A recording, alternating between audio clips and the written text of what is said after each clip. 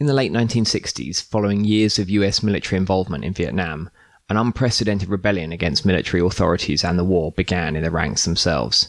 Service people began avoiding combat, refusing orders, campaigning against the war, mutinying and even killing their own officers in a movement which helped bring an end to the war. This is Working Class History.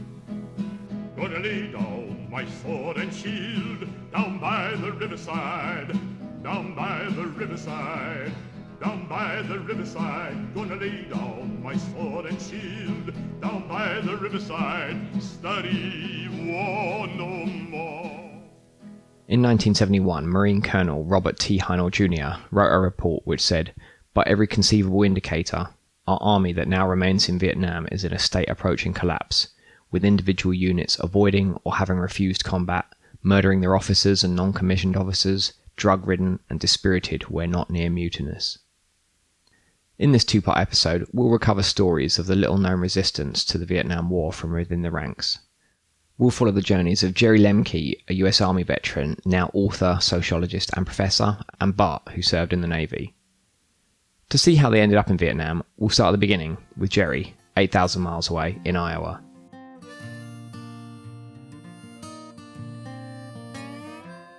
I grew up in a small town in northwest Iowa called Hinton, which is near Sioux City. My parents were working class people. I went to the small town public high school there. Went to college at a small Lutheran school in Sioux Falls, South Dakota. Graduated in 1966 as a math major, and then I taught 8th grade, 9th grade math in Fort Dodge, Iowa between 1966 and 1968. During those years, I was deferred from the draft first for college, and then as a math teacher, had an occupational deferment. I really had no views of the war. I was really not political at all. This was 1966.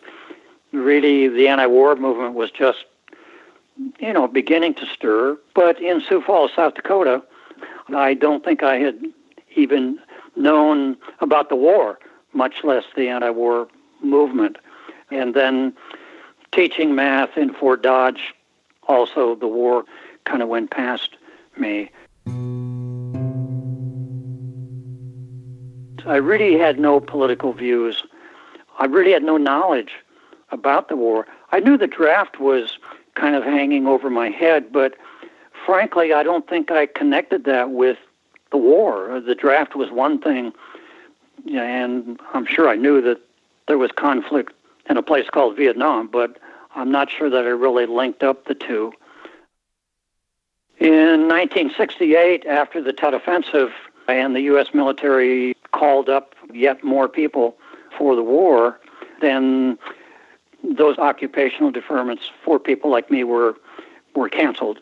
And the draft finally got me and others of my age cohort. And of course, then soon after I got drafted, then I was woke. I began to pay attention, and I became, pretty political pretty fast.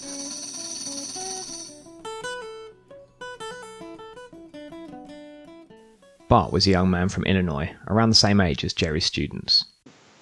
Military perspective, the peak of our troop levels were in 1968. And so if you go back then, I was probably a freshman in high school when I realized that the war was, the reasons that we were there were not the reasons that the news media and President Johnson said we were there. And the more that I learned, the more I realized that we were there for all the wrong reasons. It was sort of like a combination of American imperialism, or also related to the anti-communist mindset. In summary, then, I knew the war was for the wrong moral and political reasons, and I was against it many years before I was eligible for the draft. The draft exempted you if you were in college. I was in college, but I sort of fooled around a little bit, and I got on in academic problems. So then I was eligible for the draft. Due to his opposition to the war, Bart attempted to become a conscientious objector, which would have exempted him from serving in a combat role. You would go before the local county. The way that they did that, they had the draft board set up. And if you had felt that you were a conscientious objector, then you could fill out a form, and then they reviewed your application, and you went before a board in a face-to-face, sort of like an interview, I guess you could say, to present your case verbally and face-to-face. And, they would consider it, and then they came back, I don't know, it was a couple weeks later or something, and said that I'd been denied, but I had the right to appeal. So I appealed it, and you only have the right to one appeal. And so then on appeal, of course, I was turned down. I didn't expect it to succeed. This is such a long time ago, but I believe that what they said was it wasn't for a valid religious reason. Basically, the way they determined it was we had to be a Quaker. Okay, if you were a Quaker, then they would give you consideration on religious grounds. I mean, I was raised a Presbyterian, and Presbyterians did not have any kind of a stated position about being against war in general, whereas for somebody like the Quakers did. And so they basically said that I did not have a valid religious objection to the war. And so that's it. You get one appeal. The appeal was denied, and so at that point in time, I knew that, since my draft number was number 4 out of 365, I was going to be drafted. So I joined the Navy to keep from being put into the Army and probably a grunt in the field. A few years before Bart enlisted, Jerry's draft card got pulled.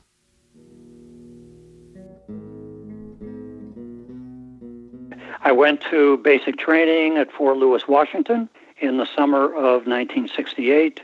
After basic training there, had options for the advanced training that we would have, what's called the Military Occupational Specialties, or MOS.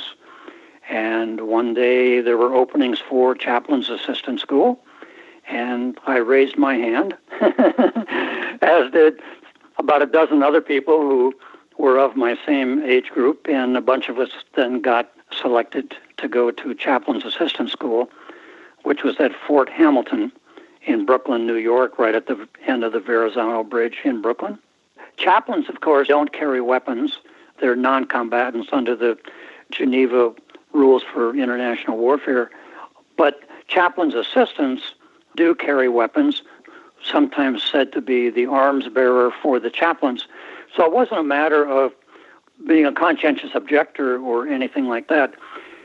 It just sounded interesting. It sounded different. In Brooklyn, Jerry received an additional training that went far beyond his chaplain assistant duties. New York City was a very politicized environment at that time, late summer, early fall of '68. And that's really when I began to get politicized in a lot of ways, began to get educated about the war and a lot of other things. In Brooklyn, coming off post, we would be met by anti-war activists handing out leaflets to us, and of course trying to dissuade us from continuing in the military. We were directed to a church nearby if we wished to leave the military. We were told that we could be given sanctuary at that church.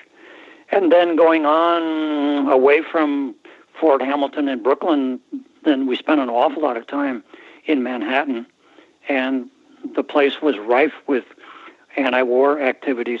My very first anti-war demonstration that I ever witnessed was on the steps of St. Patrick Cathedral on Fifth Avenue in Manhattan. And I'm standing back watching and wondering what these people are doing and what they're protesting and why Fifth Avenue is blocked off. Coming to consciousness was thinking those people know something that I don't know. They know something I should know. I need to know what they know. After finishing training, Jerry goes to Vietnam. When I got to Vietnam, about New Year's Day, 1969, then got assigned to a chaplain in the artillery unit. It was just so different that it was anything beyond my imagination.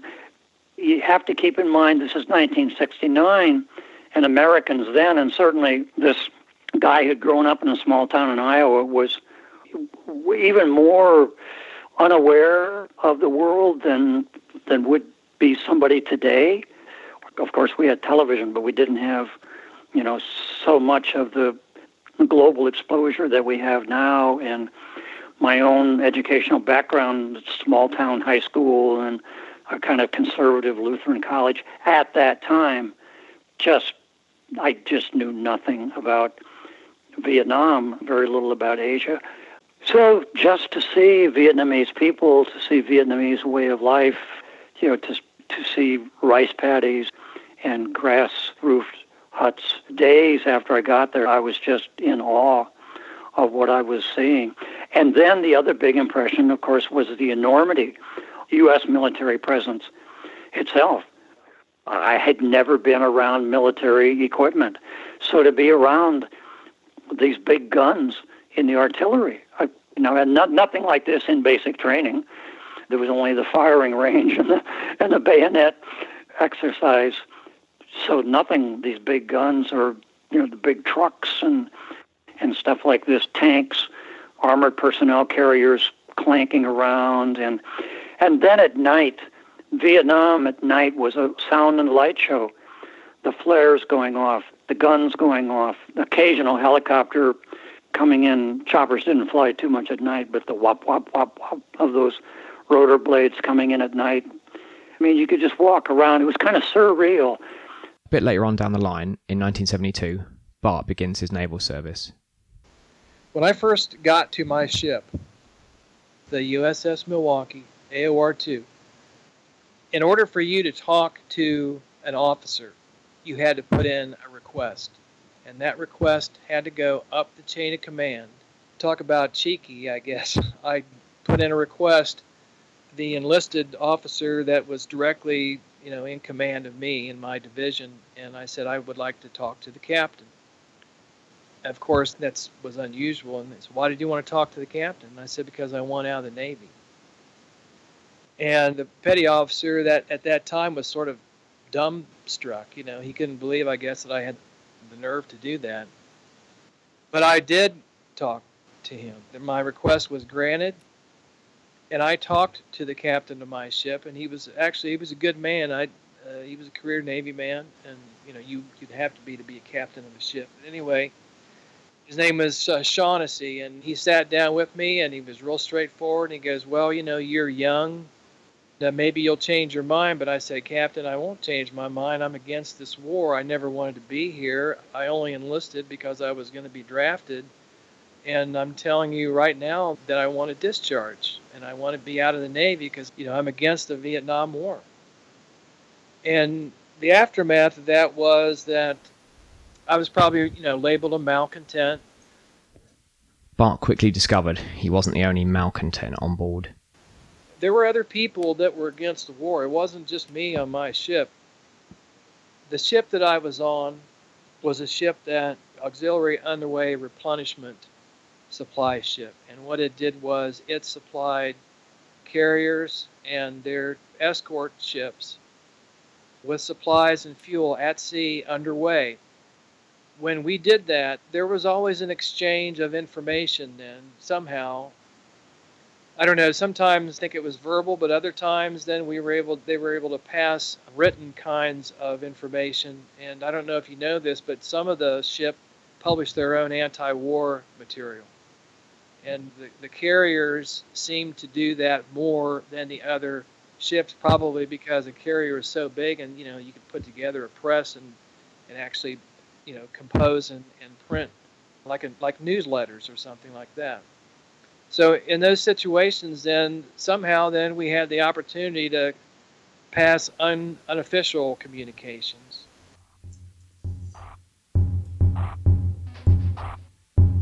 Back in early 1969, Jerry is assisting a chaplain in an artillery unit. The chaplain and I, our day-to-day role was to move around from fire base to fire base, these very small gun placement sites around the Central Highlands, mountaintops, hillsides, moving around by helicopter, oftentimes, or by road, by jeep, in which case I was the driver. So I was out and about more than the great majority of guys who were in Vietnam, who got siloed into these small camp areas and really never saw much of Vietnam or much of other military operations other than their own unit. I was in Vietnamese hospitals, Vietnamese churches, schools, a leprosarium, orphanages, as well as in U.S. military hospitals. And with the chaplain, I would occasionally get to sit in on briefings for the day. So it was like a fly on the wall experience. The more people Jerry met, the more he observed a growing discontent.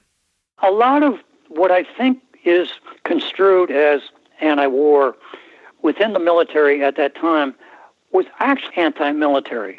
I think a lot of the earliest resistance was resistance to military authority. Then things matured from there into of the anti-war stuff per se. And even, things like fragging, say, in Vietnam. Fragging was the practice of GIs and other lower-ranking military people attacking officers. The term fragging comes from fragmentation grenades, the basic hand grenade. When it explodes, it fragments, and it sends pieces of metal, shrapnel, flying in all directions.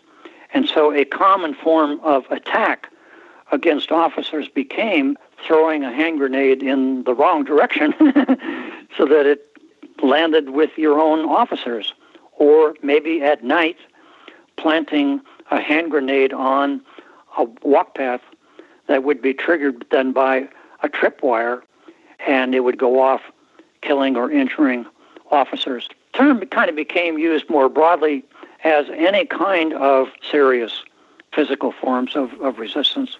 Fragging wasn't just a couple of isolated incidents. The US Army investigated 800 fragging incidents in Vietnam. If soldiers had difficulty fragging a particular officer, they'd often do whip rounds to raise a bounty for anyone who killed them.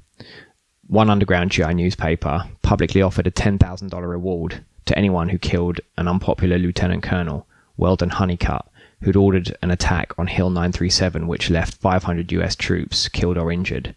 There were several attempts on him, but he'd managed to survive until the end of his tour.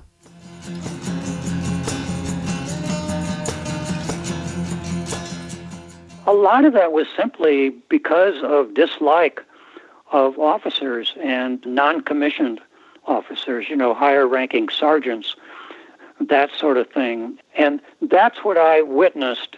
But even what I just witnessed was pretty low-level kind of stuff. What I would describe really as counter-harassment, whereas officers we viewed as harassing us. We began to do things like plant trip flares on walkways where we knew officers would be passing that night on their way to their hooches, to scare them and to send a signal, that flare could have been a hand grenade, and you could have tripped a hand grenade.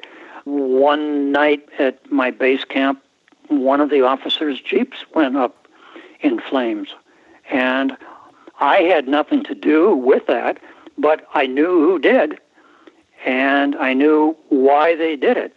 Now, there was no officer in the jeep, but that's pretty serious. You could say a shot across the bow, and a pretty serious way of saying back off, or the next one could be more serious. So by mid-1969, there was a lot of that I knew about and that I saw.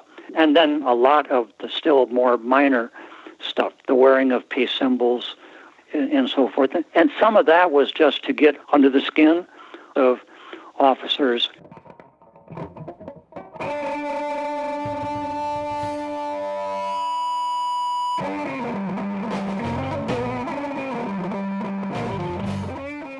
Back on ship, Bart was learning more about anti-war activities elsewhere in the fleet.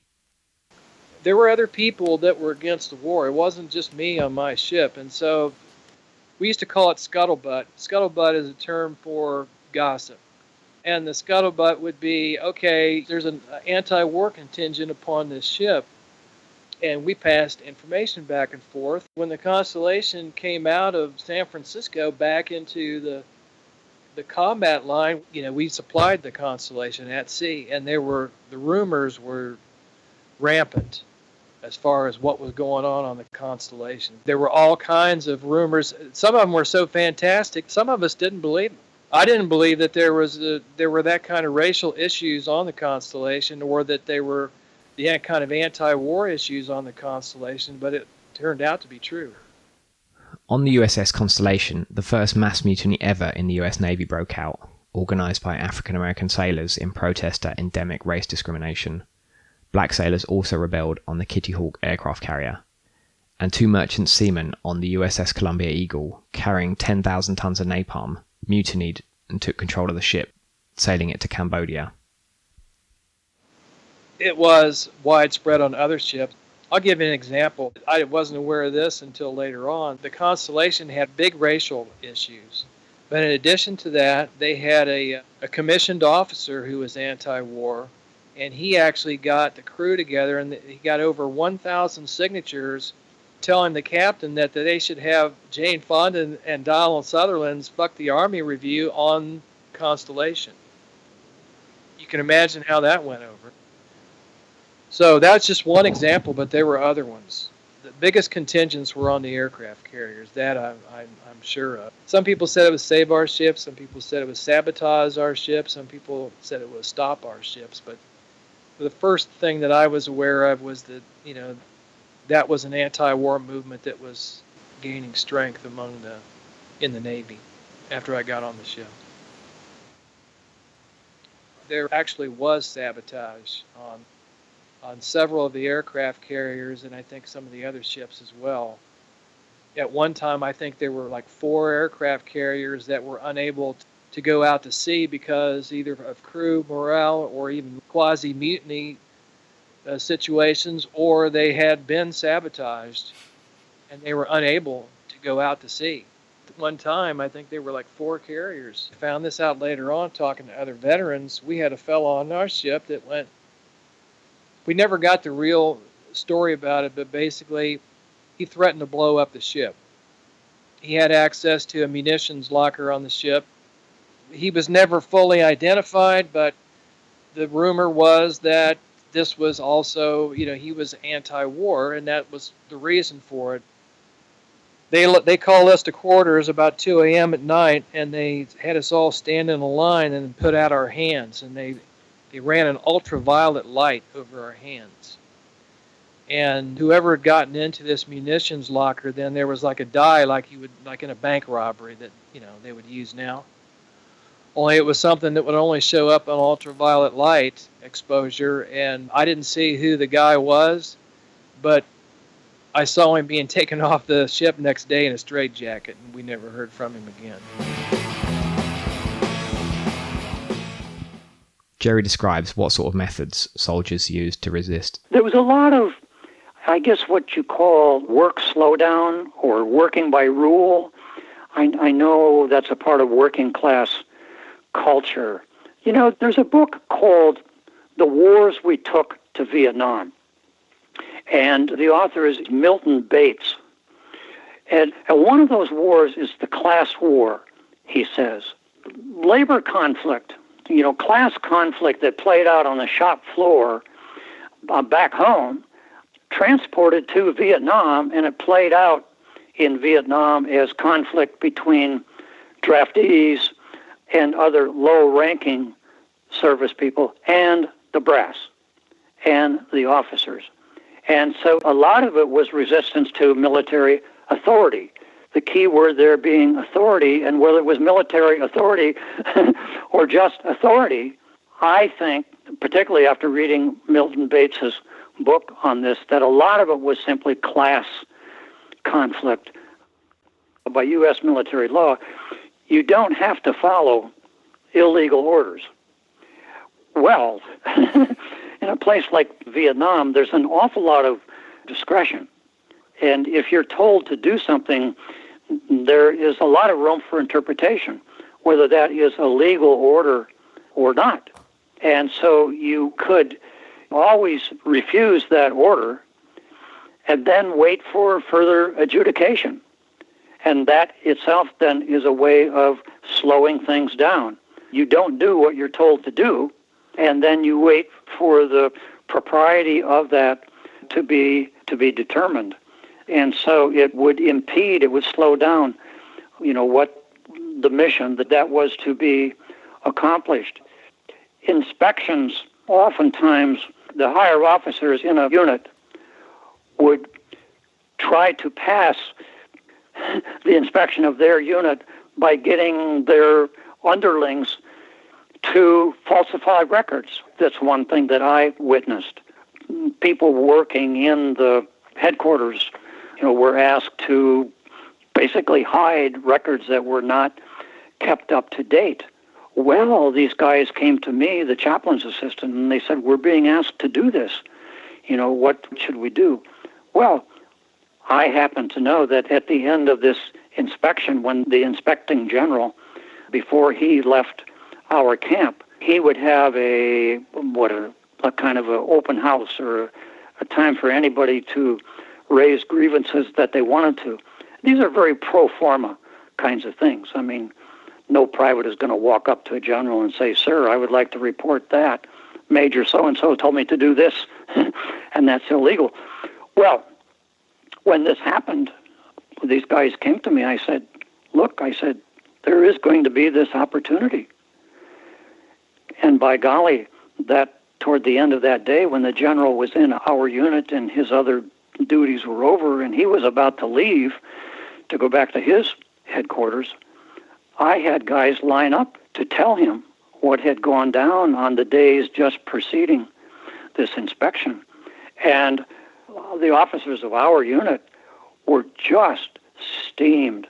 They were just livid. They just stood by in a little cluster just watching this line of guys. It was a short line. I don't want to exaggerate, but these guys standing, waiting for their turn to talk to the general and tell the general what they had been told to do. Literally, documents had been hidden behind sandbags, documents that our officers did not want the inspecting general to see. There's one instance. Now, I not only had the right to do what I did, but it was one of my duties for the day was to make sure everybody knows that if they want to talk to the inspecting general, it'll be at 3 o'clock this afternoon, and it will be, over here under this tree, and so on and so forth. So that's what I did. And I told them that they have a right to do this. So, you see, that's a kind of working to rule that kind of threw the wrench into the way the command was operating. Things like that occurred out in the field, too, where people would refuse to do things that they knew they didn't have to do, or refuse to exercise their own discretion on an operation and do something that they were not explicitly ordered that they would have to do. Working to rule. And gosh, anybody who's been on any kind of military operation would know that if everybody only worked to rule, the operation would never get completed. Just like a construction work job would never get completed, right, if the workers only did what they were explicitly told what to do. Then that class conflict got politicized by the war itself, politicized as anti-war, as people like me began to learn more about the war. I don't think I heard the words colonization or imperialism until I got to Vietnam. And I heard those words then from other GIs, people who knew more than I knew. And then the pieces began to fall into place.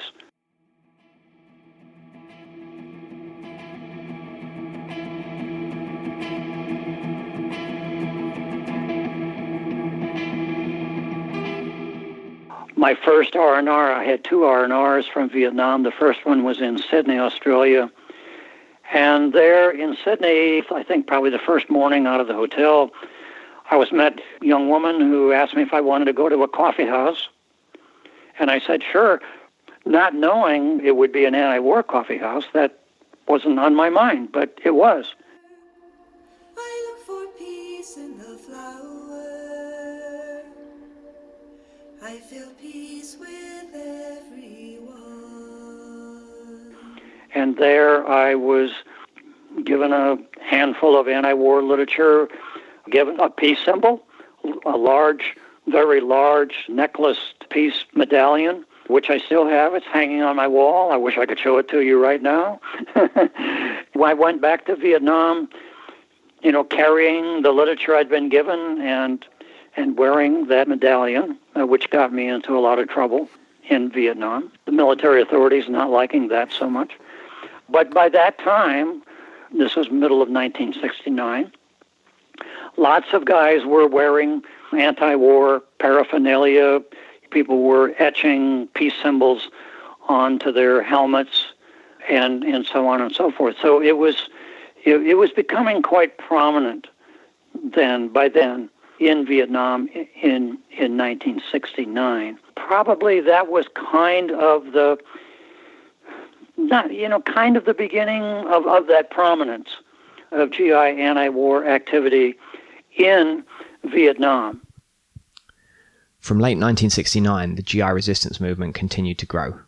Large numbers of troops joined a national moratorium, a day of protest in the US on the 15th of October 1969, by refusing to go out on missions. Soldiers sent to search and destroy instead chose to search and avoid enemy combatants. Some anti-war activities became more overt, as GIs published underground newspapers and broadcast via pirate radio. One unit refused orders to advance while being filmed by TV news. And in 1971, the men of Bravo Company, who were acting covertly on the Cambodian border, refused an order to leave their base, then signed a petition against the operation.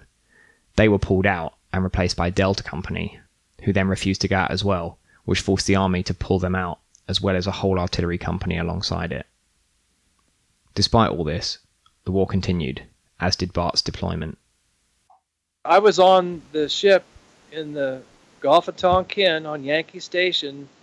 We bombed North Vietnam on a constant basis from December of 1972 till the peace accords were signed, I think, in the middle of January of 1973. And I mean the heaviest bombing of the war, combined by the Navy and the Air Force. 24 hours a day saturation bombing. And so after the truce was signed and we got back to the U.S., I won't call it AWOL, they used to call it unauthorized absence.